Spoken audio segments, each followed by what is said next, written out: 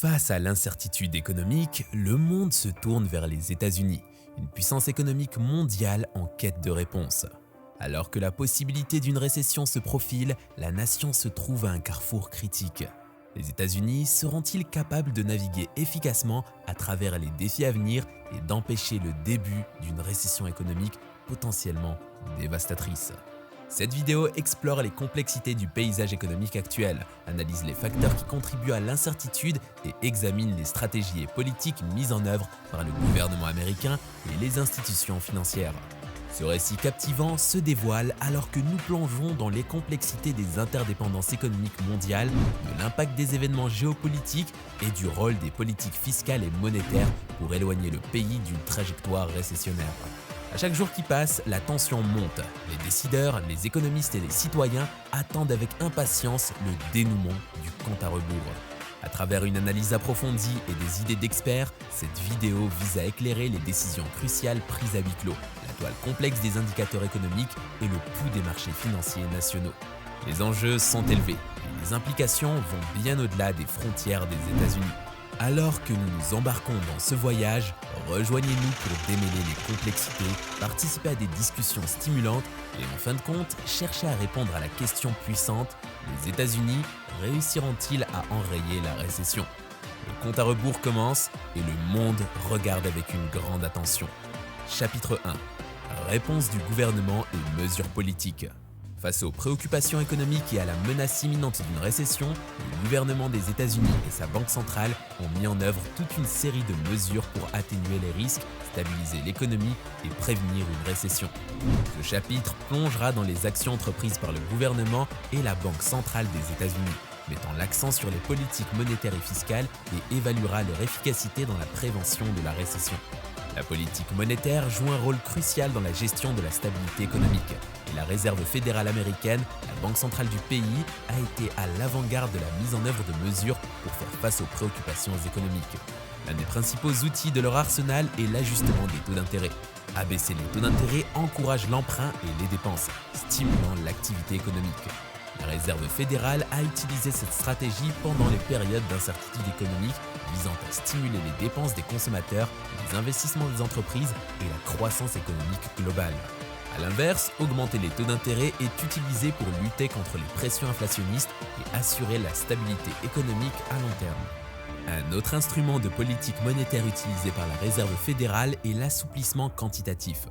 En période de crise économique, la Banque centrale achète des titres gouvernementaux et d'autres actifs financiers injectant de l'argent dans l'économie. Cette infusion de liquidités vise à abaisser les coûts d'emprunt, stimuler les prêts et accroître les investissements. En fournissant aux banques un capital supplémentaire, l'assouplissement quantitatif, QE, vise à améliorer la disponibilité du crédit et à soutenir la croissance économique.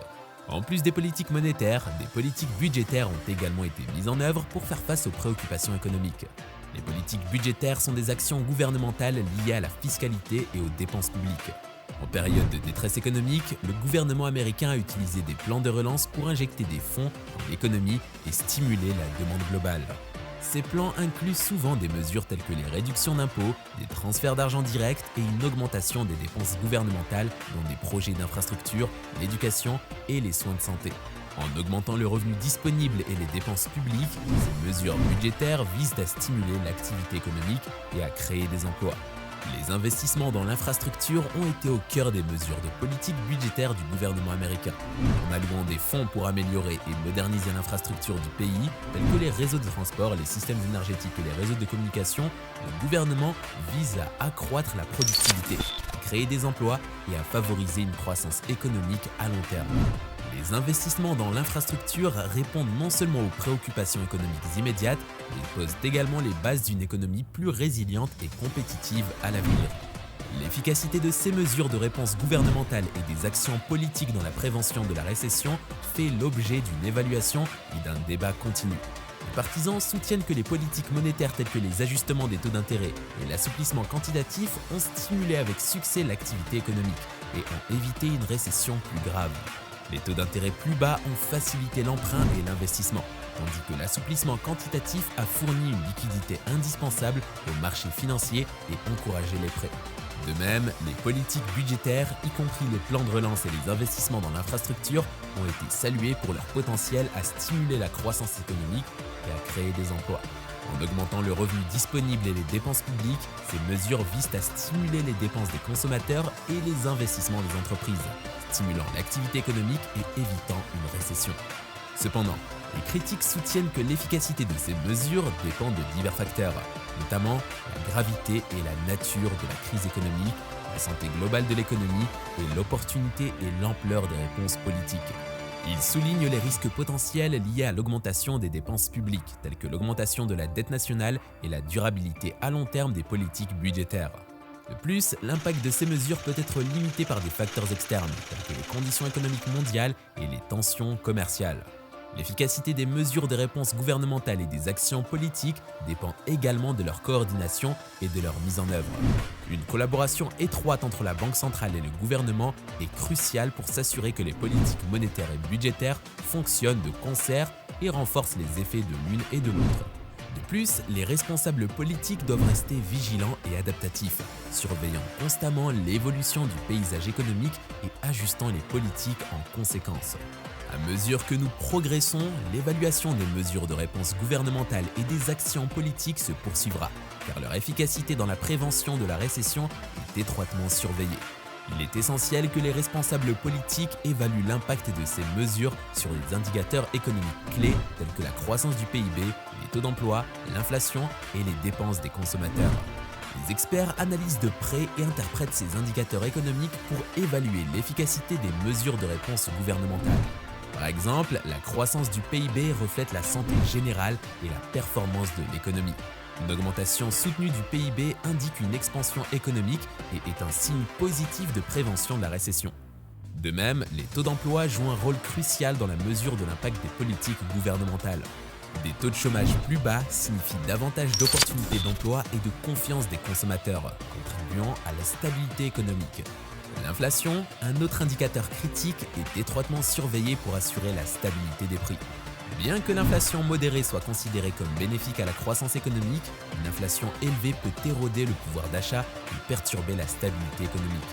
Par conséquent, les experts évaluent si les mesures de réponse gouvernementales ont réussi à contenir les pressions inflationnistes et à maintenir la stabilité des prix. Les dépenses des consommateurs sont également étroitement observées, car elles sont un moteur significatif de la croissance économique. Les politiques qui stimulent la confiance des consommateurs et augmentent le revenu disponible devraient renforcer les dépenses des consommateurs. En évaluant les tendances des dépenses des consommateurs, les experts peuvent déterminer l'efficacité des mesures de réponse gouvernementale dans le soutien de l'activité économique. Dans l'évaluation de l'impact des mesures de réponse gouvernementale, il est important de prendre en compte les défis et les incertitudes à venir. Le paysage économique mondial, les tensions géopolitiques et les événements imprévus peuvent influencer considérablement l'efficacité de ces politiques. Par exemple, les litiges commerciaux et les changements sur les marchés internationaux peuvent avoir un impact sur le succès des politiques budgétaires et monétaires. De plus, la durabilité des mesures de réponse gouvernementale et leur implication à long terme doivent être prises en compte. À mesure que l'économie se redresse, il est crucial de trouver un équilibre entre la stimulation de la croissance à court terme et la garantie de la responsabilité fiscale. Les gouvernements doivent gérer soigneusement la dette publique et prendre des décisions stratégiques pour maintenir la stabilité fiscale. Chapitre 2. Facteurs économiques mondiaux et dynamiques commerciales. L'interconnexion de l'économie mondiale signifie que les développements économiques dans d'autres pays peuvent avoir un impact significatif sur les États-Unis. Dans ce chapitre, nous explorerons l'influence des facteurs économiques mondiaux et des dynamiques commerciales sur l'économie américaine en analysant leurs implications potentielles pour les perspectives de récession. Tout d'abord, il est important de reconnaître que l'économie américaine n'existe pas en isolation. Les conditions économiques des principaux partenaires commerciaux et les tendances économiques mondiales peuvent affecter l'économie américaine par divers canaux. Par exemple, si les principales économies connaissent un ralentissement ou une récession, cela peut réduire la demande d'exportation américaine, ce qui pourrait freiner la croissance économique intérieure. Les politiques commerciales et les relations internationales jouent également un rôle crucial dans la définition du paysage commercial et des exportations américaines.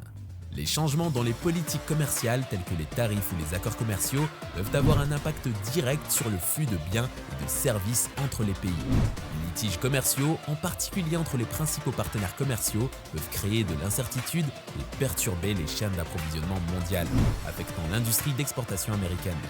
Un exemple notable est la tension commerciale entre les États-Unis et la Chine. L'imposition de tarifs et de mesures de représailles entre les deux plus grandes économies a eu des implications étendues.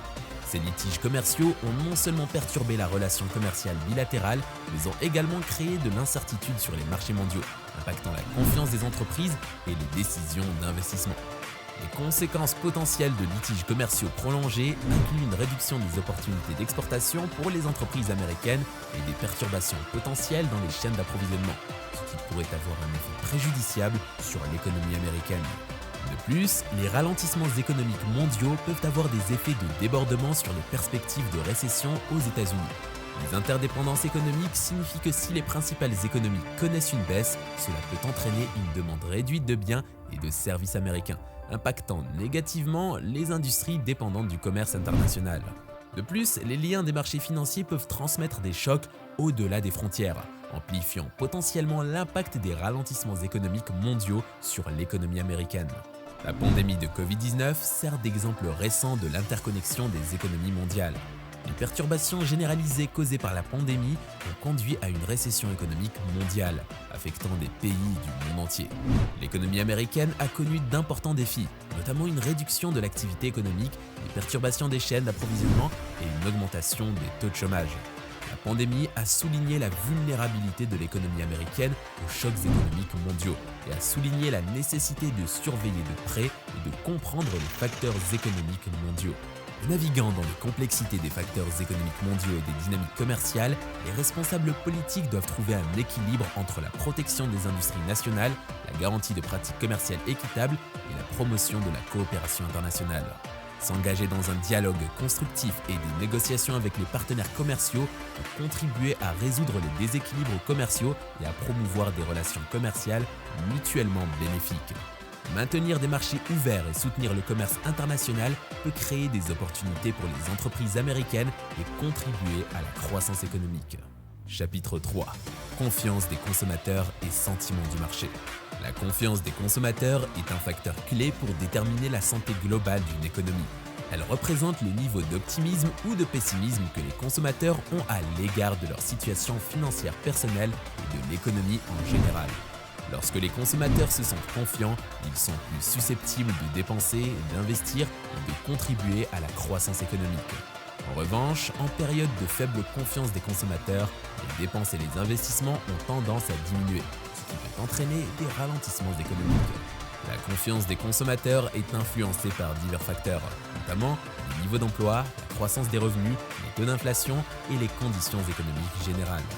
Lorsque l'emploi est élevé, que les salaires augmentent et que l'inflation est sous contrôle, les consommateurs ont tendance à se sentir plus confiants quant à leur bien-être financier et sont plus enclins à faire des achats et des investissements.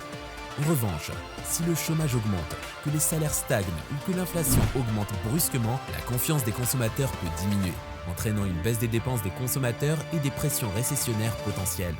Le sentiment du marché, en particulier sur les marchés financiers, joue également un rôle significatif dans la formation des perspectives économiques. La performance du marché boursier et le sentiment des investisseurs sont des indicateurs importants du sentiment du marché. Lorsque les marchés boursiers se portent bien et que les investisseurs manifestent un sentiment positif, cela peut contribuer à la stabilité économique et à la croissance. La hausse des prix des actions peut accroître la richesse des consommateurs, stimuler les investissements des entreprises et stimuler l'activité économique. Inversement, en période de volatilité du marché ou de baisse des prix des actions, le sentiment des investisseurs peut devenir négatif. Cela peut entraîner une diminution de la confiance des consommateurs et des entreprises, impactant potentiellement les décisions de dépenses et d'investissement. Une baisse marquée et soutenue des marchés boursiers peut avoir un effet de richesse. Les consommateurs se sentant moins riches et devenant plus prudents dans leurs dépenses, exacerbant ainsi davantage les pressions récessionnaires. Il est essentiel de comprendre l'interaction entre la confiance des consommateurs et le sentiment du marché. Le comportement des consommateurs est influencé à la fois par leur situation financière personnelle et par le climat économique général. Lorsque les consommateurs ont une confiance élevée et un sentiment positif du marché, ils sont plus enclins à effectuer des achats importants, tels que des maisons, des véhicules et des biens durables. Une augmentation des dépenses des consommateurs contribue à la croissance économique et peut contribuer à atténuer les pressions récessionnaires. Cependant, en période de faible confiance des consommateurs et de sentiments négatifs du marché, les consommateurs ont tendance à réduire leurs dépenses discrétionnaires, à reporter des achats importants et à augmenter leurs économies. Cette réduction des dépenses des consommateurs peut avoir un impact négatif sur les entreprises, entraînant une baisse des revenus, des licenciements et une contraction économique potentielle. Il est important de noter que la confiance des consommateurs et le sentiment du marché peuvent être influencés par des facteurs externes, tels que des événements géopolitiques, des catastrophes naturelles ou des crises sanitaires. Des événements inattendus peuvent rapidement éroder la confiance des consommateurs et créer de l'incertitude sur les marchés financiers, exacerbant potentiellement les risques de récession. Pour atténuer l'impact de la confiance négative des consommateurs et du sentiment du marché sur l'économie, les responsables politiques recourent souvent à des mesures visant à restaurer la confiance, telles que la mise en œuvre de programmes de relance fiscale, l'assouplissement monétaire et les réformes réglementaires. Ces mesures visent à stimuler la confiance des consommateurs et des investisseurs, à rétablir la stabilité et à stimuler la croissance économique. Chapitre 4. Risques potentiels et stratégies d'atténuation. Identifier les risques potentiels et les vulnérabilités est crucial pour comprendre les facteurs qui pourraient déclencher potentiellement un ralentissement économique. Certains risques courants incluent des niveaux d'endettement excessifs, l'instabilité des marchés financiers, les tensions géopolitiques, les perturbations commerciales et des chocs externes inattendus. Ces risques peuvent perturber l'activité économique, diminuer la confiance des consommateurs et des investisseurs et entraîner des pressions récessionnaires. Une stratégie efficace pour atténuer ces risques est de maintenir un système financier fort et résilient.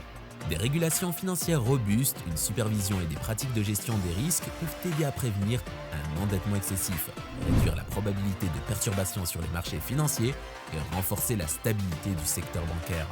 Des tampons de capital adéquats, des tests de résistance et des plans de contingence peuvent aider à amortir l'impact des chocs potentiels et limiter la propagation de la contagion financière. De plus, une politique fiscale proactive peut jouer un rôle significatif dans l'atténuation des risques récessionnaires.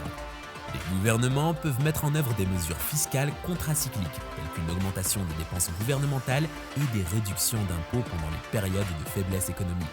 Ces mesures peuvent stimuler la demande globale, renforcer la confiance des consommateurs et des entreprises et soutenir la croissance économique. Cependant, les responsables politiques doivent équilibrer soigneusement le stimulus fiscal pour garantir la durabilité fiscale à long terme et éviter une accumulation excessive de la dette. La politique monétaire joue également un rôle crucial dans l'atténuation des risques récessionnaires. Les banques centrales peuvent ajuster les taux d'intérêt pour influencer les coûts d'emprunt et promouvoir l'activité économique. Abaisser les taux d'intérêt peut encourager l'emprunt et l'investissement, tandis que des taux d'intérêt plus élevés peuvent contribuer à maîtriser les pressions inflationnistes. De plus, des outils de politique monétaire non conventionnels tels que l'assouplissement quantitatif peuvent être utilisés pour fournir de la liquidité aux marchés financiers et soutenir la disponibilité du crédit pendant les périodes de stress financier. Pour faire face aux risques potentiels liés aux perturbations commerciales et aux tensions géopolitiques, les responsables politiques peuvent se concentrer sur la promotion de politiques commerciales ouvertes et équitables, favoriser la coopération internationale et résoudre les différends commerciaux par des négociations. Diversifier les partenaires commerciaux et renforcer la compétitivité des industries nationales peuvent également atténuer l'impact des perturbations commerciales sur l'économie. De plus, investir dans l'éducation, la formation professionnelle et la recherche et développement peut renforcer la résilience économique à long terme d'un pays. Une main-d'œuvre bien éduquée et qualifiée est plus adaptable aux conditions économiques changeantes et peut favoriser l'innovation et la croissance de la productivité. Prioriser les investissements dans l'infrastructure, la technologie et les industries durables peut également soutenir la diversification économique et réduire la vulnérabilité à des secteurs spécifiques. Évaluer la faisabilité et l'efficacité de ces stratégies est crucial pour déterminer leur impact potentiel sur l'arrêt d'une récession. L'efficacité de ces mesures dépend de divers facteurs, notamment la nature et l'ampleur des risques, l'espace politique fiscal et monétaire du pays, la flexibilité des marchés du travail et des produits et le niveau de coopération internationale. Il est important de noter qu'aucune stratégie unique ne peut garantir la prévention complète d'une récession. Les ralentissements économiques peuvent être complexes et multifacettes. Un impliquant souvent une combinaison de facteurs.